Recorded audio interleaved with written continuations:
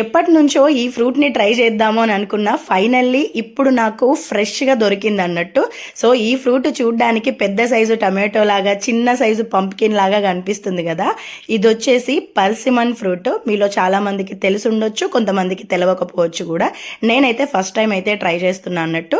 So first దీని పైన ఉన్న తొడిమెని తీసేసుకొని జస్ట్ మనం అలా కట్ చేసేసుకొని తినేయడమే అన్నట్టు. ఇంకా టేస్ట్ విషయానికి వస్తే పపాయాలో హనీ కలుపుకొని తిన్నట్టు మస్తుండే అన్నట్టు. ఈవెన్ పిల్లలకు కూడా బాగా నచ్చింది.